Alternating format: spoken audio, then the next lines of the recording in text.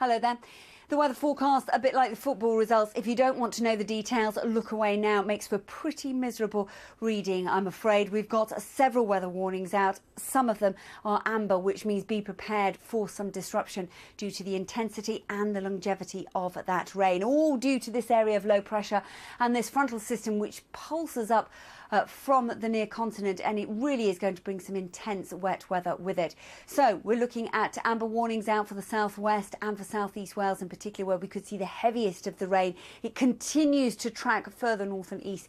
Also, the winds will be a feature as well. It's not going to be too cold tonight. Not sure whether that is an issue or not, but 5 to 7 degrees largely across the country. Milder air starting to flood in to the extreme southwest. So we start off on this very windy note, also a very wet note with a blanket of cloud and rain across the country. Eventually there will be some brightness down to the southwest, but at the same time turning increasingly wintry to the far north. So a brighter afternoon, a milder afternoon, 10 or 11 degrees perhaps for the southwest. And then we're looking at this heavy rain still across the south coast, moving up through Wales, so the potential for some localised flooding before the system clears away, and also into Northern Ireland.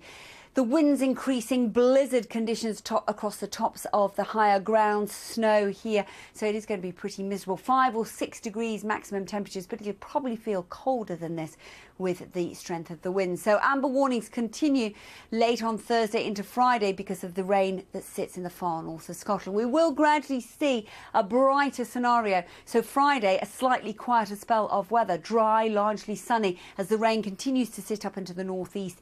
Then we're going to see more wet weather pushing into the southwest. But temperatures on Friday, 5 to 12 degrees. Another spell of wet and windy weather in store for the weekend as one area of low pressure only gets replaced by another. So it is going to be a pretty dismal weekend for being out on the roads. As you can see, plenty of wet weather around on Saturday, only slowly easing away perhaps to the south on Sunday. So many of you, I know, making travel plans for the Christmas break this weekend. Just be prepared. Some wet and windy weather. Yes, there's a risk of some localised flooding. The best day perhaps drier on Friday. But if you are travelling through the weekend and you're concerned, our advice is keep listening to your local weather stations. Obviously keep watching the weather forecast, and here's the floodline number as well. Until then, take care.